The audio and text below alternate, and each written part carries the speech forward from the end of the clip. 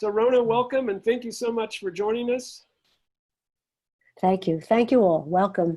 And I'm Rona Rothenberg. I'm the outgoing Vice President for Government Relations for AIA California. It's been my privilege to serve in that capacity for the last 2 years. Thanks to Will and Carlo, the board from AIA LA, for having us. And my colleagues who've been introduced, Mark Christian, Honorary AIA California Director of Government Relations, and Britt Lindbergh, AIA, our National Director at Large. We'd like to provide an overview of the national and state advocacy programs for your input, critique, feedback, and information. The breadth of the programs that you can follow in our web pages and in our substantive material include statutory, business, social equity, professional practice, career, global, and other related issues. At the state level, through AIA California, we are the largest component representing over 11,000 members, licensed architects in California, of the approximately 19,000 licensed architects in our state. And we are the voice, we are your voice of the profession here and working with national. We work, our responsibility includes, as we'll describe later, our work with the executive branch agencies, the governor's office, the legislature on proactive and reactive legislative matters across all of the areas that would be important to you: licensing, taxation, housing, environmental protection, and similar areas. We have the privilege of outreaching to our 22 chapters. We've spoken with, visited with in person or virtually as of next month, every one of the 22 chapters over the last 2 years. We've had tremendous tools and resources to share with you that are available on our website: The Architect's Voice, a Citizen Architect Handbook. We have a network liaison program, a calc pack, of course, the Monterey Design Conference, and then we have a series of committees from which we synthesize advocacy issues on urban design, on the Committee on the Environment, our Advocacy Advisory, which I chair. We have cross-disciplinary work with our professional practice area, and our Citizen Architect program. So with that, I'm going to introduce our Director at Large, Britt Lindbergh, for her overview and insights from the National Board. And then Mark and I would like to interact with you to talk about our California programs that are complementary to the national effort. Will's described the format, so please send your questions. You can certainly raise your hand in the participant tab, and we welcome your dialogue and value your critical input, and welcome to the conversation. Britt? Great. Thank you, Rona. Let me just start sharing my screen. Hopefully folks are able to see some slides up. Are you able to see that okay? Let's see if I can make it full. Is that better? That's perfect. Awesome. Okay. Well, thank you, Will and Rona and Mark and all that are joining the call today. Advocacy is a super important part of all that AIA does on behalf of architecture and architect members and up and coming soon to be licensed architect members in the profession. And it's interesting when we do surveys of members and ask them, you know, what are some of the most important things and that they find that AIA helps provide at the national, state, and local level.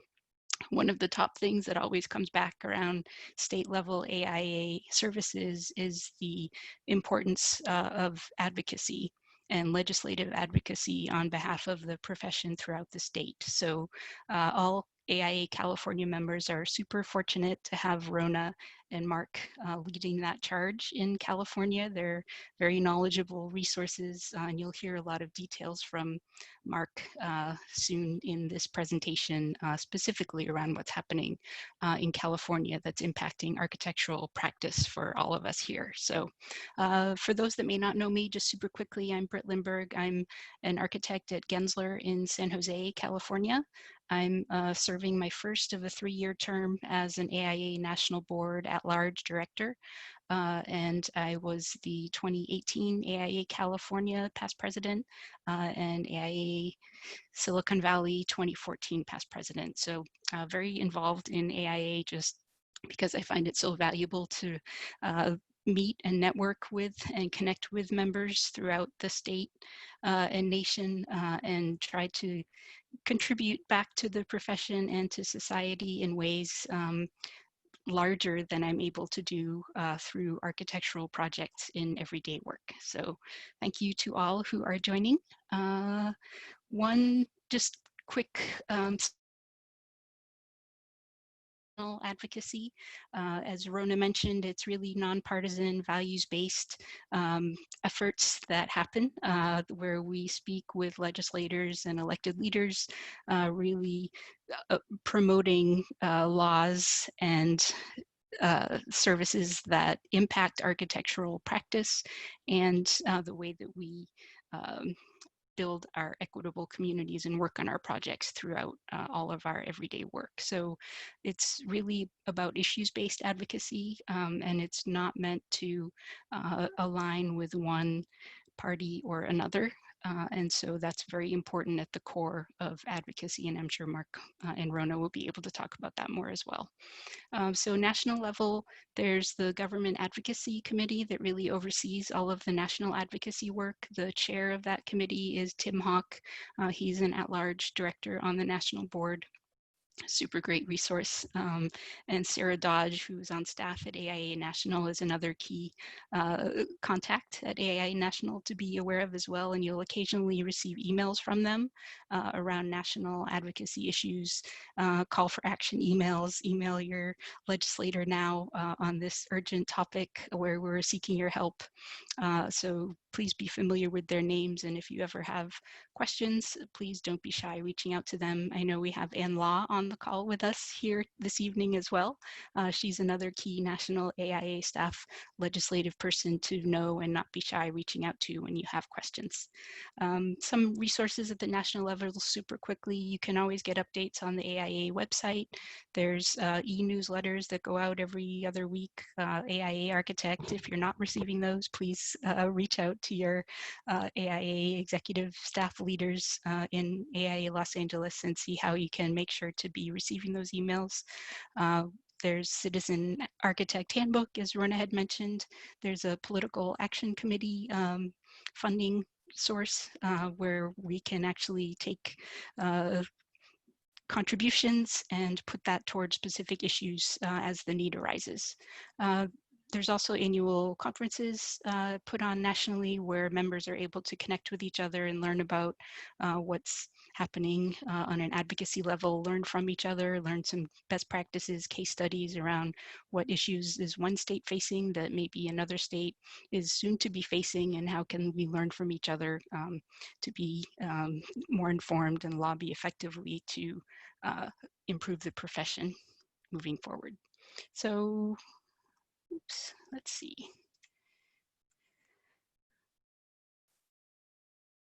There we go. Some things that happened specifically through 2020 AIA nationally, strong lobbying toward the stimulus packages around COVID relief, so small business support and extended unemployment support and things like that to support members and firms in very challenging times for us all. We continue to lobby in that way. The next round of funding is having a hard time with everyone becoming, reaching an agreement on that, but strong support for nonprofit financial assistance in that next round of stimulus packages, and also strong support for national support for vertical infrastructure funding. So when we talk about infrastructure funding, it's not just roads and bridges. It really should also include housing and schools and projects that architects have a big role in designing, and construction industry in helping build better communities. So that's ongoing, and I'm sure can provide more updates on that for us as well. There's the Democracy in Design Act against the possible executive order that would mandate a classical architectural style for all federal buildings over a certain size. AIA is very strongly working to stem that and not make sure that executive order is not enforced and passed. So we're working very hard on that. There have been some call to action email campaigns around that, and hopefully members on the call have been able to participate and voice your concerns around possible mandating of a particular style of architecture for certain types of federal projects. There's presidential profiles available on the AIA website that just focus on the different issues important to architects in our practice, and talk about how each candidate for president this year is, what's their stance around climate action, what's their stance around housing, what's their stance around homelessness, what's their stance around business tax relief. So those are on the website to help inform members as the elections approach, which is not too far away. I think it's 49 or 50 days away.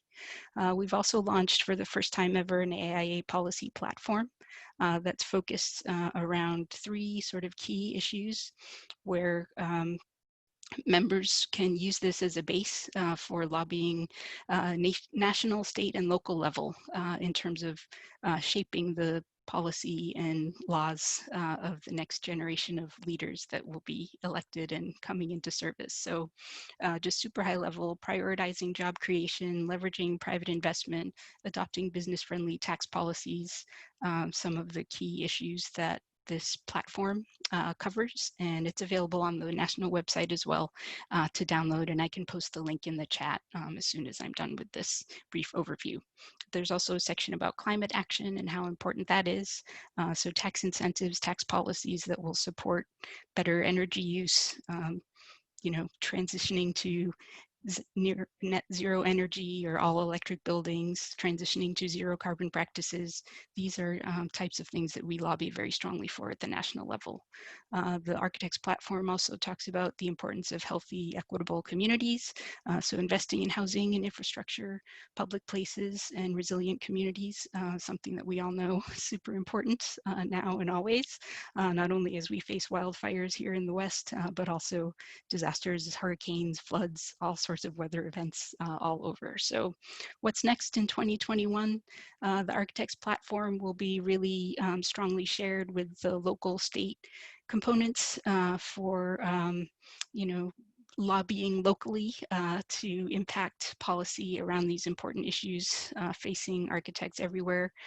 We really want to work together with the local and state chapters to make sure that we're informing and arming all 95,000 plus of our members to be citizen architects, making a difference in community, not only through our project work, but through our legislative advocacy voices.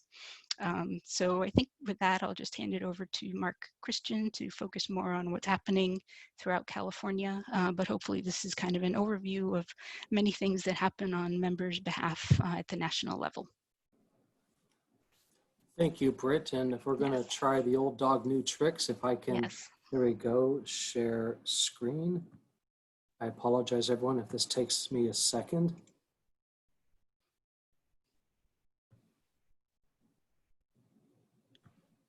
Is this working? Is it showing?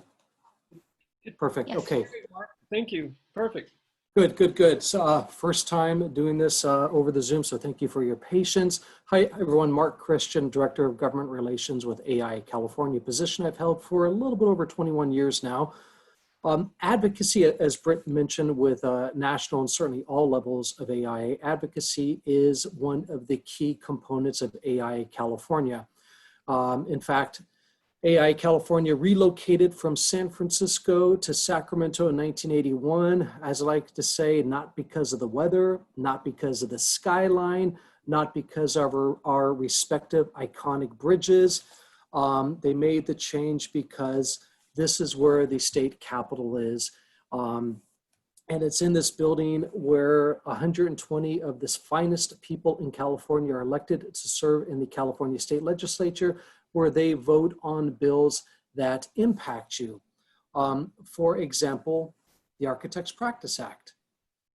You as licensed individuals exist because state law says you exist as a licensed design professional, as a licensed architect. It says what you can do, what you cannot do. It says what others can kind of do within the sphere of architecture. So just alone, the very nature of a licensed profession is voted on, in the legislature, and what it means and what it can mean is voted on. There is often a tug of war that takes place with other folks who would like to do the work that you do, whether it's interior designers, whether it is, non-licensed building designers, what they can do, all of the different battles that take place, the turf wars that take place. We need to be here and have a daily presence, an active role in all discussions related to the Architects Practice Act. Liability issues. When something goes wrong, what is an architect's statute of limitations? What is an architect's duty to defend a client, to indemnify a client? All of those things are established in state law, and trust me, there are other groups out there, whether they are contractors, subcontractors, consumer attorneys, the trial attorneys, they all want to make sure the architect, among others, anyone but them, has immense liability that lasts for a very long time, and every once in a while legislation comes up that affects that. One of our favorites is sales tax on services. Tax issues are one of the issues we deal with, and we do believe that a sales tax on services will be a threat in 2021. We have formed a coalition that has honestly the god-awful name of the California Tax and Budget Research Project. I didn't come up with the name, but it's several professional service providers, associations, and business groups such as accountants, attorneys, architects, engineers, real estate agents, Chamber of Commerce, and others have formed a coalition, and we are in our second year of the coalition, and we exist for the sole purpose of opposing any effort to expand the sales tax onto services. We do believe that this could be a threat next year. It has been floating around oftentimes as, legislation introduced for the stated purpose of doing this, but the votes haven't been there yet, so it's never even come up for a vote. We think that can change next year, especially if efforts to create tax revenue from other sources fails. We expect the budget deficit next year to be very large, and a lot of groups that depend upon state revenue will look for anything to generate new revenue and keep services provided. If you want to take a look, just Google California Tax and Budget Research Project. We've done an economic analysis. I hired an economist with a PhD out of Stanford that attacks many of the arguments in favor of it. So there's some good information on this website. This has been a strange year in the legislature. Normally about 2,000 bills are introduced, and the majority of them will move through the legislative process to some degree. Most of them will probably fail, but they at least get a hearing and move through the process. And probably at the end, I'm guessing around half of them will be sent to the governor, maybe a little bit less than half of them will be sent to the governor. This year, with COVID-19 and the legislature, taking extended recesses, the majority of the bills that were introduced were dropped. We had a good bill introduced that had to be dropped because it just did not rise to the level of importance. So this was not a normal session. That said, there are some highlights from the session I want to point out. The effort on housing legislation. It was not necessarily successful. For example, of all the bills that were introduced, two that I'd like to point out that made it through deals with requiring certain local governments to zone some moderate and above moderate income housing as multifamily housing, and increase the maximum allowable density and the number of concessions and incentives a developer can seek. Those are two good outcomes. A lot of other good bills failed, and a lot of this has to do with strange politics, and also towards the end of the session, the Senate and the Assembly fighting each other and killing each other's bills, not bringing each other's bills up for a vote. There are three bills that would have changed CEQA, the California Environmental Quality Act, to make it easier to do housing development. Those bills failed.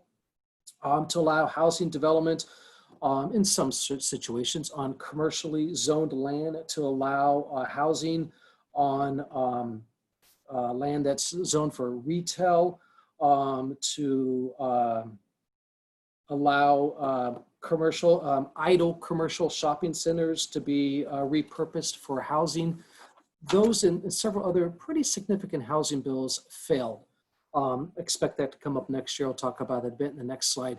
Independent contractors. Some of you may be aware that last year the legislature passed AB 5 that severely restricts the ability of a business to employ, I should not use employ, to enter into a business relationship with an independent contractor. And there's an initiative on the ballot, Proposition 22, that applies only to, app-based drivers, Lyft, oh gosh, my mind is blanking right now, Uber, Urban Eats, whatever it is, that if this initiative does not pass, they'll probably have to be employees, which will probably kill those industries in California. It also affected other businesses such as architectural firms, the ability to enter into a relationship with an independent contractor. AB 5 did include an exemption, I'll use that word loosely, that says if an architectural firm enters into a independent contractor relationship with another licensed architect, it's a less restrictive test that has to be met to determine whether that independent contractor relationship is legal. If they're not licensed, it's almost impossible, if not outright impossible to do. This affects some smaller firms. Now, some firms, maybe two people or one person, they'll do the design and then they'll contract out to somebody to do the construction documents. Much more difficult to do. There is a bill that passed this year and already signed into law that kind of expands the exemptions and makes it easier for business to business relationships to exist as an independent contractor status. This is good. We are analyzing it with some attorneys, and we will hopefully have an update on our website and published in our relevance that would explain that for anyone who has an interest in that. Employee leave. There's a bill sitting on the governor's desk. We expect the governor to sign it that expands the employee leave law. Right now, the law allows employees in a business that has 50 or more employees to take 12 weeks unpaid yet protected time off to take care of a sick family member. The bill that is sitting on the governor's desk that he will sign, SB 1383, lowers that threshold from 50 to 5 and expands the list of family members that triggers the eligibility. So this will affect much smaller firms that may have a harder time adjusting to an employee taking 12 weeks off. And there are some concerns with it, but it's going to be signed, it's going to be the law. And of course, once that happens, going into effect January 1 of 2021, we will put out some information for AIA members who are both firm owners and firm employees to have a better understanding of that and the risks involved and the rights involved. I believe the focus next year with the legislature will continue on housing. It will, they will focus on climate action, and we hope to be able to ride that wave a little bit. And of course, they're going to focus on taxes because there'll probably be a budget deficit, and the votes in the legislature will be there to enact new taxes if they want to. Possible 2021 AIA California sponsored legislation. We have in front of us right now 3 items that have received board approval either this year and prior years that we are looking at trying to have introduced in the legislature. Zero carbon continuing education. In July, our board of directors overwhelmingly voted to authorize us to seek a change in the law to require architects as a condition of renewing their license to take 5 hours of continuing education in zero carbon design. And this is not viewed as what the building codes and standards are, but to convey knowledge beyond that, to position architects to be leaders in the built environment on how to reduce the impact the built environment has on our climate through the release of carbon emissions. And if we are successful, we think that will go into effect for the 2023 renewal cycle, and it will have no impact on the existing 5 hours of education and disabled access that's currently required. If anyone is interested, tomorrow the California Architects Board is holding a virtual meeting starting at 10 a.m. And around sometime between 10:15 and 10:30, Bill Leddy, FAIA, our Vice President of Climate Action, will be presenting this proposal to the California Architects Board. This is not for action by the Architects Board. It is just for information. We want them to understand it and hopefully support us in our effort. If anyone is interested in that, just go to cab.ca.gov. I believe it's under the About menu, meetings. You can see the link to join the meeting tomorrow, which starts at 10 a.m. Department of Industrial Relations registration. This was a bill we had introduced this year. It died because it just did not rise to the level of importance. Right now, as it's being interpreted, everybody who enters into a contract related to a public works has to register with the Department of Industrial Relations. Let me correct that. Everybody who seeks to compete for a contract for public works has to register with the Department of Industrial Relations as a public works contractor. The cost is $400 a year. And that $400 funds DIR's oversight of prevailing wage laws and the enforcement of those laws. We have a radical idea that architects don't pay prevailing wage, and if the architect's contract does not require a prevailing wage, which it usually does not, then there's really no reason for the architect to have to pay the $400 or face a $2,000 fine if they compete for a project without first registering. So this was the legislation we got introduced earlier. Unfortunately, it failed, and unfortunately, the author introduced it is not returning next year, so we have to find a new person to be the leader on this. The other one will affect really a small number of firms, but it's kind of important. The Secretary of State this year, or late last year, excuse me, decided on its own, we believe unjustified, that restricts how general stock or general corporations can name themselves, how architectural general corporations can name themselves. And many firms that have created have had to use a name that they did not want because of these naming restrictions. It makes absolutely no sense. We want to fix that to give firms the ability to name themselves as they want. This is an old meme. This thing is, I'm dating myself. This is what, 10, 15 years ago. You know, a lobbyist, I guess I'm getting close to ending this presentation. You know, you can see what everybody, you know, thinks a lobbyist does or what have you, and bottom right, what we actually do. And Will can certainly agree with this, or, you know, acknowledge this. We sit in rooms and wait for the most part. It's not that glamorous. If anyone really wants to know about the legislative process, don't listen to me. If you haven't seen it, do the Schoolhouse Rock, I'm Just a Bill from what, the 1960s, 1970s. It is still relevant, and it still explains how the process works. We are sending out a survey, should hit your mailboxes, email boxes tomorrow, asking you what is important to you on advocacy issues. If there are any issues out there where you think there ought to be a law, please fill that out. It's a really, really quick one. It helps us understand what is important, what's happening in the profession. But most importantly, what I want to convey, we work here for you. if you have any questions on a law, if you have any questions on something that is that you don't think is right, is bugging you, call me, email me. I will always respond to you. If an issue is big and it's happening and I email you saying, hey, this issue is happening, would you mind sending an email to your legislator urging them to vote yes, vote no, what have you? Please consider doing that. I don't use those emails to advertise the advocacy program. I use those emails only when I think grassroots activity is important to get a positive outcome on whatever the issue is.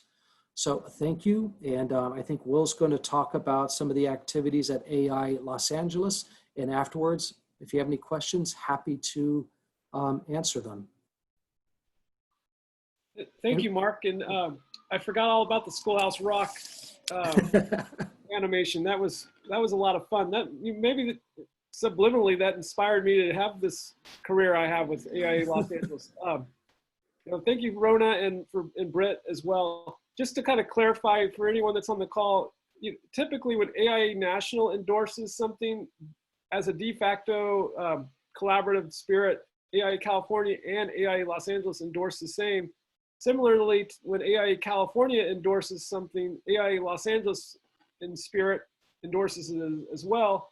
And that leaves us here at the AIA Los Angeles chapter to really focus on local initiatives, which is much more to something that I'm focused on, because whenever it's a statewide or a federal initiative, I really depend on the leadership and the expertise and the advice of Britt and Mark and Rona and Ann Law and the team at AI National. And I'm personally, I'm extremely thankful that this type of collaboration exists.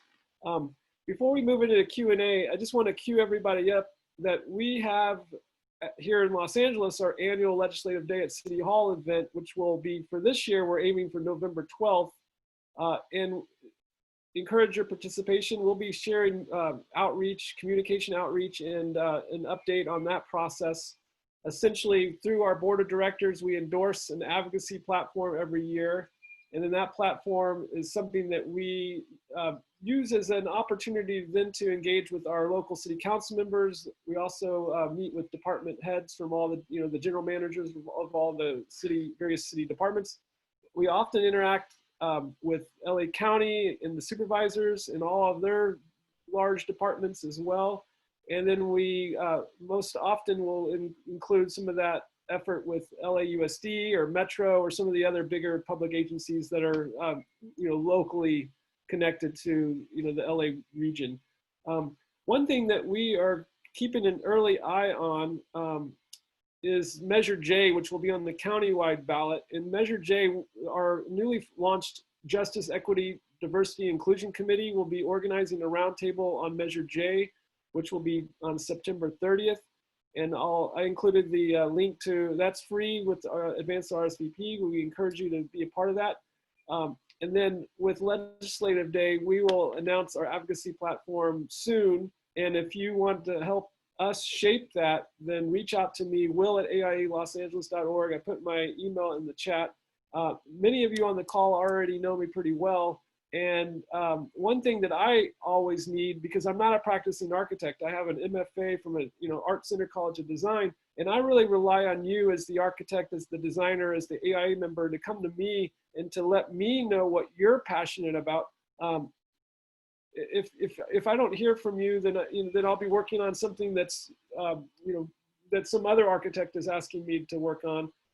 For instance, most recently, we coordinated a call with AIA California, and Deborah Gerard was on that call about the Zero Code for California initiative that AIA California has officially endorsed. It would be an opportunity for us as the LA chapter to not only become more familiar with it, but to also advocate for our local leadership, such as Mayor Garcetti and our county Office of Sustainability and the City of LA's Office of Sustainability, to become the leaders on advancing the Zero Code.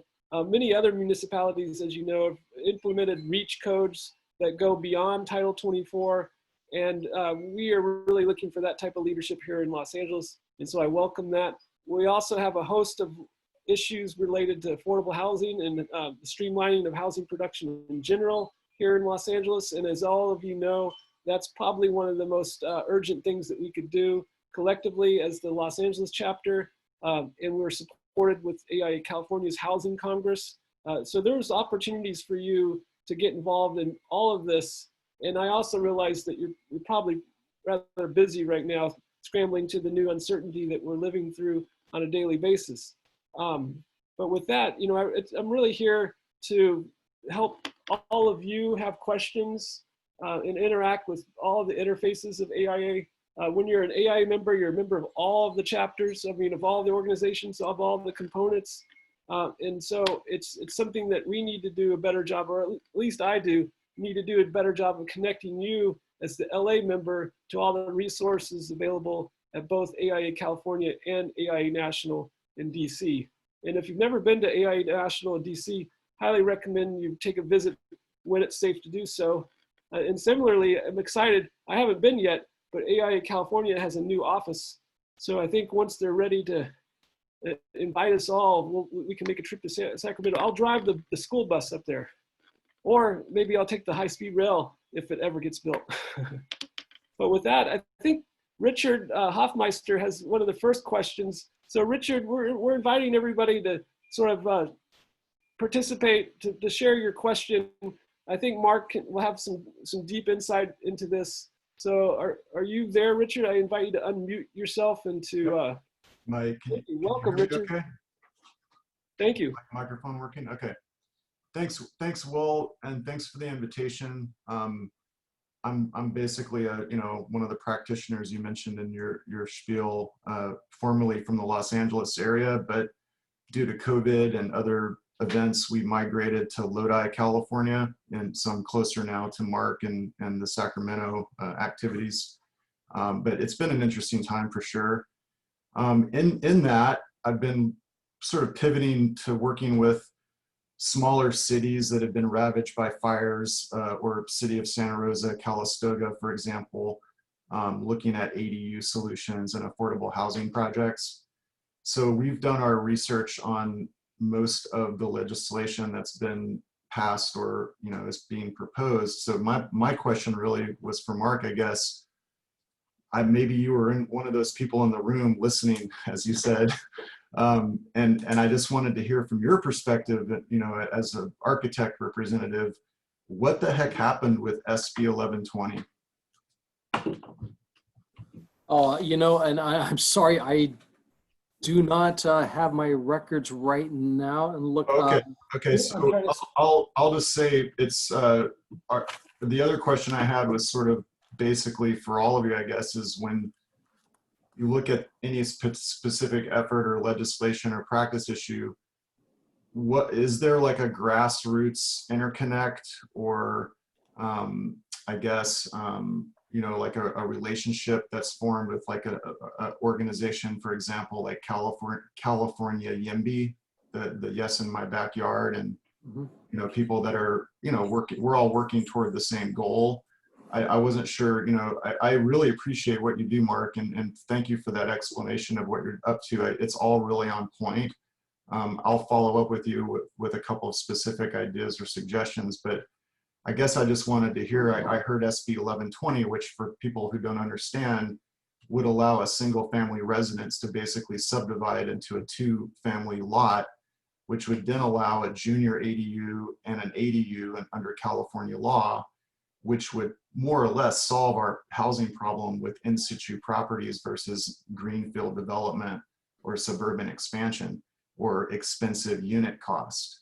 So we were all very disappointed to see that the legislators either didn't prioritize it or it wasn't moving in the train fast enough to get to the governor's desk. Richard, and if I may real quickly on that one, sorry, I no longer can remember every bill by the number anymore. I believe this is one of the bills that suffered because of the fighting between the state Senate and the state Assembly the last couple weeks of the session. I would have to check and get back to you, but I believe this is one of the bills that the state Assembly sent back to the state Senate too late for the state Senate to act on it. So the state Assembly passed on it and it died on what's called the concurrence file. This is the file of bills that need that one last vote, a vote of concurrence. And normally that's a no-brainer. But some of those bills died because the state assembly did it too late for the Senate to act.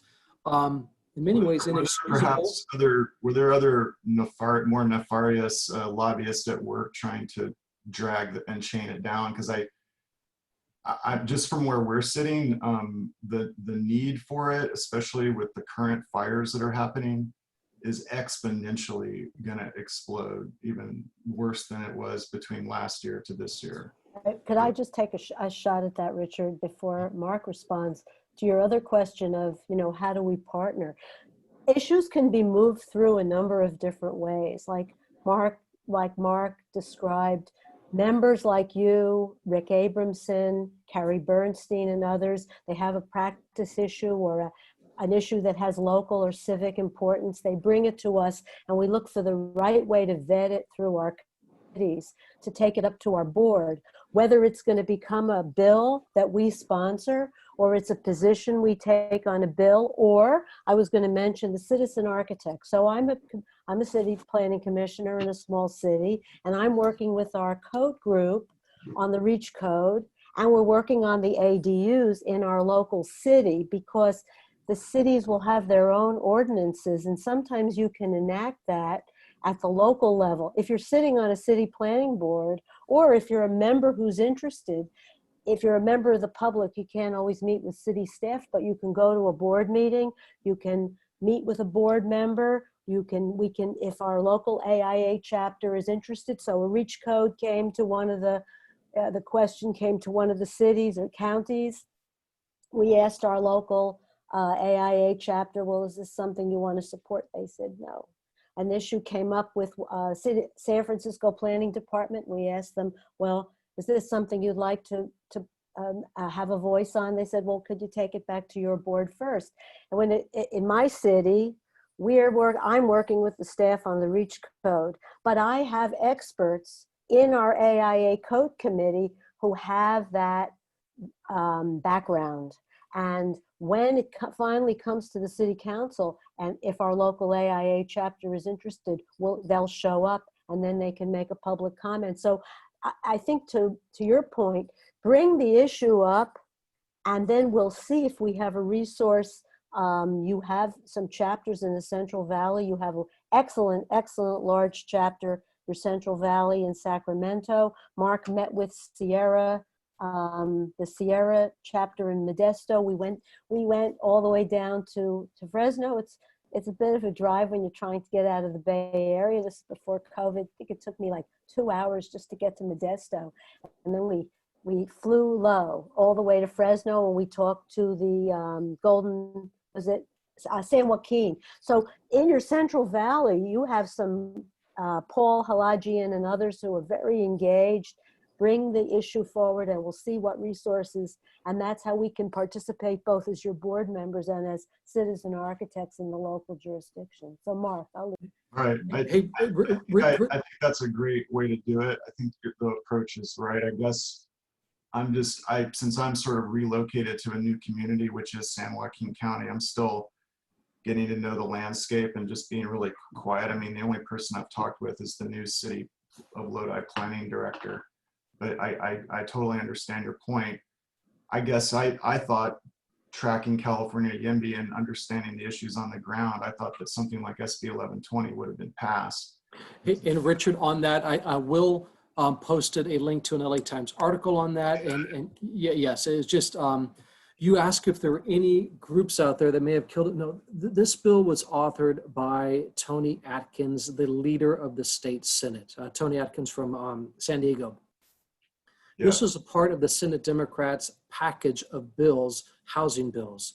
The only one who interfered with this was the Speaker of the State Assembly, Mr. Rendon. This was, his member politics, legislator politics, nothing else. That is my read of the situation. It will be back next year. Too bad it didn't happen this year. I'm sure it would have been. I'm telling you, I have 250 to 300 units that could be ready for permitting, but no, they're not. So that's housing that's not going to get on the market or be available for affordable. So it's really, Sometimes, yeah, it's a sad day. it is. And you're Really, just gonna have to trust me on this. Sometimes, no, I got it. I got it. yeah, sometimes politicians have egos, and sometimes those egos clash. Hard as that is to believe, it is true. Trust me on that. I think that happens here.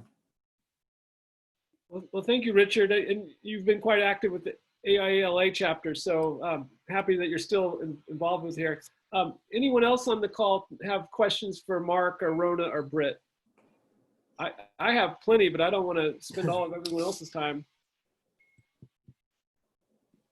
If Deborah is available. I was lucky to go first. Yeah, thank you. Deborah Gerard, I don't want to put you on the spot, but if you were able to share a little update about the zero code, that might be extremely helpful. I know you weren't prepared. You might not even be on the call. I am on the call. Of course I'm on the call.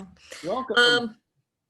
And that's but that was a kind of a broad comment or question you made relative to the zero code. So the effort that is underway is for, and this was touched on briefly before, the effort that's underway, and this is a very technical group, a very accomplished group of people who are working to make this happen, is to push the code forward to the zero carbon code, so that we can accelerate our response as architects to climate action and to help to reverse the climate warming that's going on as a result of carbon. And this, you know, I'm very proud of the leadership that we are showing, because it's not a great place to go to tell your colleagues that we're going to upend everything, change all of the codes, and I guess I could put my face on here.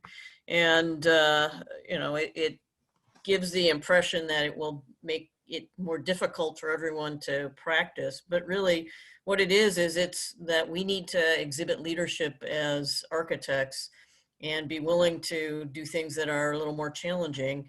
And it's almost impossible to get every client to agree to make the changes that are necessary without them being codified. And really by having them codified, we level the playing field. Every client has to contend with the same thing, and it's not putting any particular client at a disadvantage. And this is really what our planet needs and what we need to do as the leaders of this profession. So that's underway, and Mark and Will talked a little bit about the REACH codes that are already in place with certain cities. My personal new passion here is to really find a way to get the city of Los Angeles to be the biggest city to adopt the REACH codes. It's our mayor is the head of the Council of Mayors and internationally. He promotes sustainability, so I guess it's really asking him to walk the walk, so to speak. And so I look forward to working with Will and others to see if we can make some progress on that. And anyone who can be a part of this and who can help us and who wants to join forces, we welcome everyone, because I think it's going to take a lot of repetition, a lot of voices, and a small village to accomplish. Well, thank you. At the city level in advance of it becoming a state code. Well, thank you, Deborah. I appreciate your leadership. You know, not only have you volunteered your time to serve AIA Los Angeles, but you're currently the AIA California president, and you're also managing the firm Gruen and Associates. So thank you for all that you do. Will, may I ask you, since Deborah's on, I don't know, Deborah, would you want to let your colleagues in Los Angeles know about what AIA California Board of Directors did regarding Prop 16? Sure, that's a great thing to comment on. So we had a board meeting last week, and we had a very interactive discussion about Prop 16, about social justice issues in broad terms. And we have passed a resolution in support of Proposition 16, which would repeal Prop 209, which repealed affirmative action. A lot of negatives in search of a positive there, and the positive being to really promote diversity, equity, and inclusivity in public contracting, public school admissions, and public hiring. Thank you.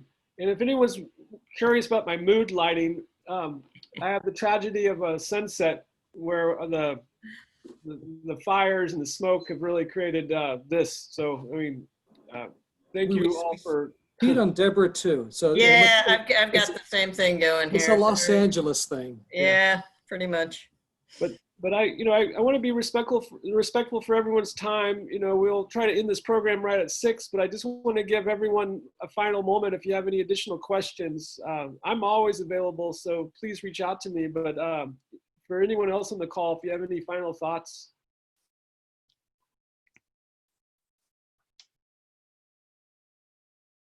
I feel like we have some quiet. Well, I would like to say I'm really impressed, Deborah, with what you said about carbon.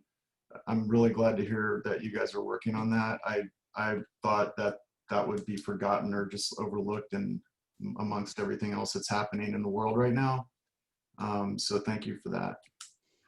More than welcome. And it's remarkable to me how quickly things are moving and how quickly the effort to update the codes and to adopt the zero code are moving, but it's very encouraging that we can react so quickly because our profession is not always one who can do so.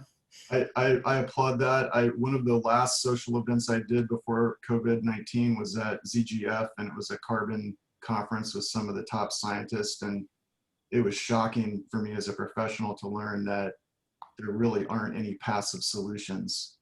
It's all going to have to be done with active technology, where we're eventually going to have to be taking carbon out of the atmosphere and putting it back in the ground. So the severity of that sunk in on me over the last few months, and then I've been thinking a lot about it since COVID happened. So thank you. And I'll reinforce too, that is something that we hear at national level as well. I think California as a sustainability leader will have faster traction and faster success perhaps than we're able to at the national level. But certainly nationally, we're working with the ICC around code development and lobbying for zero code as well. So we're hoping for some success there in the future also. And really, just to reinforce what Deborah said, also a lot of clients won't go that route unless the code requires them. As much as the architect can provide them all the right reasons and all the economically possible solutions for them to achieve the right path forward, somehow it doesn't always make it into the final project. So having the additional code requirement would be a big step forward. Thank you, Britt. And thank you for being here and joining us today, and for your service for the AIA National Board of Directors. Mark and Rona, any final thoughts, or if anyone else on the call has an additional question? I can just say real quickly before handing it off to Rona, who is a very active, engaged VP of government relations. So you're all very fortunate to have had her for the past 1.5 years, and take advantage of her being there through the remainder of the year. Just like Anne from AI National, who's on this Zoom, Will, you all know from Los Angeles, we all work for you. We take that very seriously. If there's anything that we can do, all you have to do is reach out to us. We're not good at reading minds, but we're very good at responding to inquiries, responding to questions. So please never, ever hesitate to reach out. I know that's the same with Anne. I know that's the same with Will. Will, thank you very much for organizing this and inviting us to participate.